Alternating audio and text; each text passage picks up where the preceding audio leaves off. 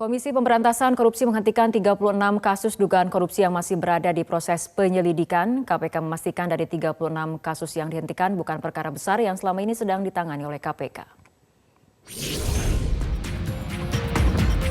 Belum genap 3 bulan bekerja, pimpinan Komisi Pemberantasan Korupsi memberikan kejutan dalam pemberantasan rasuah di negeri ini.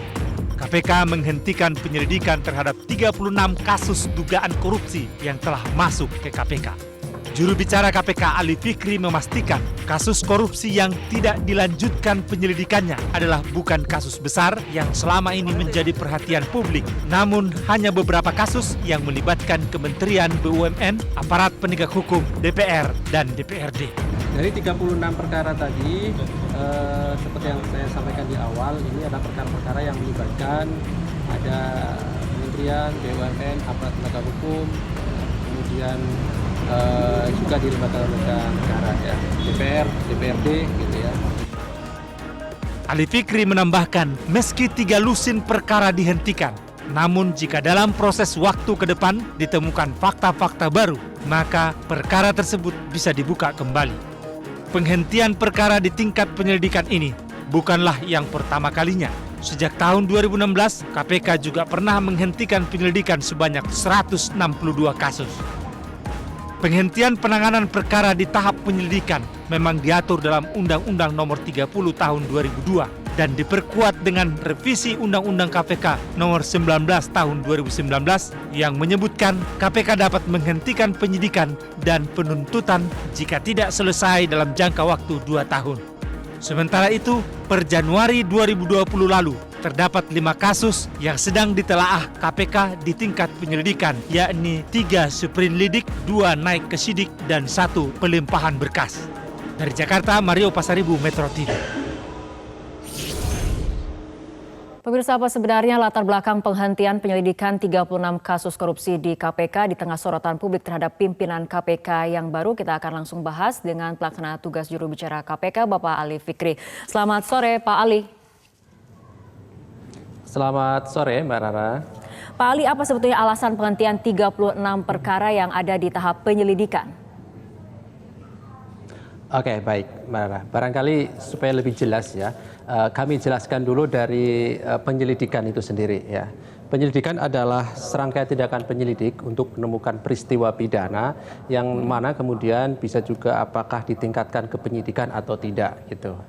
Nah, kalau kemudian sebuah kasus itu ditingkatkan ke penyidikan, tentu karena antara lain ada bukti permulaan yang cukup ya. Bukti permulaan yang cukup sesuai dengan ketentuan undang-undang antara lain adalah minimal 2 alat bukti gitu. Nah, opsi kedua, jika kemudian penyelidik ternyata ketika melakukan penyelidikan tidak menemukan bukti permulaan yang cukup, tentu maka berdasarkan ketentuan undang-undang di pasal 44 ayat 3 Undang-Undang 19 2019, sebenarnya di undang-undang lama juga sama ada ketentuan ini karena ini nggak diubah di undang-undang yang baru. Di situ bisa dilakukan penghentian penyelidikan gitu. Baik, Pak Ali, bagaimana tanggapannya ketika mengatakan ataupun ada yang menduga keputusan KPK ini latar belakangnya karena melibatkan aktor-aktor penting?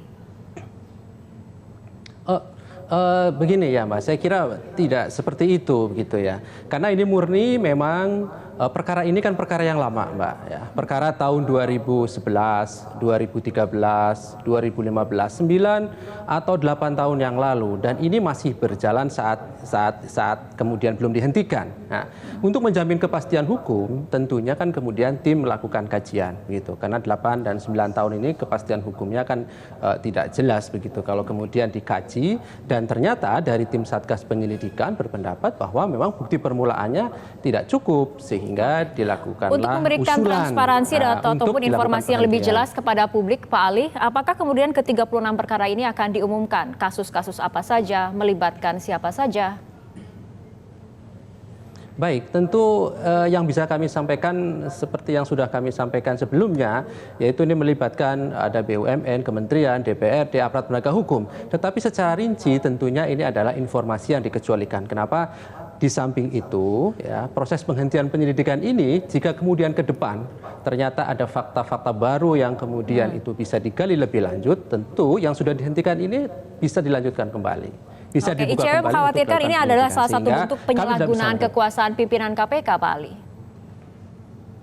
Baik, perlu kami jelaskan, Mbak Rara, ya, proses penghentian penyelidikan ini adalah bottom up, dari bawah, usulan dari Satgas, di mana hasil penyelidikan kemudian dibuatlah laporan hasil penyelidikan. Gitu. Laporan hasil penyelidikan ada dua jalurnya. Yang pertama, jika kemudian berpendapat dilakukan penyidikan, berarti jelas di situ ada bukti permulaan yang cukup. Ketika tim berpendapat bahwa tidak ada bukti permulaan yang cukup, maka diusulkan untuk dilakukan penghentian penyelidikan melalui jenjang struktural, melalui direktur penyelidikan, melalui kedeputian penindakan, baru sampai ke pimpinan. Di pimpinan, ya, itu kemudian di sana dalam bentuknya review, direview laporan-laporan itu. Bisa saja pimpinan menolak kemudian untuk dilakukan penghentian penyelidikan, gitu. Tetapi memang untuk yang 36 ini, ketika kemudian usulan dari bawah itu memang tidak ditemukan bukti permulaan yang cukup, maka 36 ini disetujui oleh KPK dalam ini diwakili oleh pimpinan untuk dilakukan KPK yang baru ini kan baru kerja sekitar 3 bulan, tapi kita lihat rasio antara untuk penghentian penyelidikan dengan kasus yang diungkap nampaknya lebih cenderung kemudian lebih banyak menghentikan penyelidikan. Ada 36 kasus kemudian dalam jangka waktu 3 bulan masa kerja yang kemudian sudah dihentikan penyelidikannya. Ya, baik. Begini Mbak Rara, perlu kami jelaskan juga ya. 36 ini adalah bagian dari 366, Mbak. 366 sisa perkara dari tahun 2008 sampai 2019. Ada 366 surat perintah penyelidikan yang masih berjalan. Baru kemudian dihentikan 36 per 20 Februari 2020. Perlu saya sampaikan ya, KPK sejak bulan 20 Desember sampai 22 Februari juga mengeluarkan surat perintah penyelidikan, Mbak. Kurang lebih ada 40 sampai 50. Oke, tapi apabila kita lihat dari catatan KPK 5 tahun terakhir, kasus yang dihentikan adalah sekitar 162 dalam jangka waktu 5 tahun. Ini kemudian baru 3 bulan sudah ada 36 kasus yang dihentikan. Iya, saya kira asasnya kan sudah jelas, Mbak. Di sana adalah asas kepastian hukum. Ya, untuk menerapkan asas kepastian hukum tentunya ada kepastian juga terhadap perkara yang sudah dilakukan penyelidikan dari sekian tahun, gitu.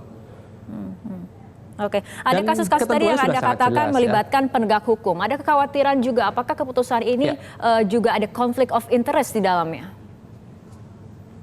Oke, saya kira begini ya, Mbak. Siapapun boleh berpendapat, ya. Siapapun kami menghargai pendapat itu. Tapi kami juga perlu menyampaikan ya bahwa memang benar yang dihentikan ini adalah antara lain yang melibatkan aparat penegak hukum. Tetapi saya kira sekali lagi bahwa ini adalah usulan dari bawah, dari tim Satgas Penyelidikan yang kemudian diusulkan kepada pimpinan. Jadi mekanismenya adalah bukan permintaan dari atas ke bawah, tetapi usulan dari bawah melalui jenjang struktural yang itu sudah ada di dalam ketentuan SOP KPK. Untuk kali ini ada 36 kasus dalam tahap penyelidikan yang dihentikan. Untuk kemudian menjawab kekhawatiran publik mengenai kinerja KPK yang baru ini seperti apa, untuk kedepannya ada berapa kasus yang kemudian akan diungkap ataupun akan menjadi terobosan untuk KPK yang baru ini? Baik, Mbak. Jadi saya tadi kan di awal mengatakan ya, di samping menghentikan 36, KPK juga untuk 2 bulan ke depan, 2 bulan yang sudah dilalui ini juga ada sekitar 40 sampai 50 surat perintah penyelidikan yang sudah diterbitkan. Nah, saya kira ini juga terus nanti akan dilakukan penyelidikan dan kemudian harapannya tentu ketika ditemukan bukti permulaan yang cukup tentu dilakukan penyidikan lebih lanjut. Jadi kemudian jika ada anggapan KPK melakukan impunisasi kasus korupsi, tanggapan dari KPK seperti apa, Pak Ali? Ya, saya kira tidak tepat ya, Mbak, begitu ya. Karena memang di samping yang 366 tadi tunggakan yang ada, yang dikurangi dengan 36 yang sudah dihentikan, itu juga bagian yang masih terus berproses. Di samping itu juga ada 40 sampai 50 surat perintah penyelidikan yang sekarang juga sedang berproses untuk menuju ke penyidikan. Artinya apabila ini dikaitkan bagaimana dengan Iya, Mbak. Yang kedua, surat perintah penyidikan sampai 20 Desember sampai 22 Februari juga saya kira sudah cukup jelas karena sudah pernah diinformasikan di berbagai forum, ada sekitar 21 surat perintah penyidikan. Dan kemudian ada 25 juga ke tingkat penuntutan. Jadi Artinya saya kira ketika- selama 2 bulan ini KPK tetap masih bekerja.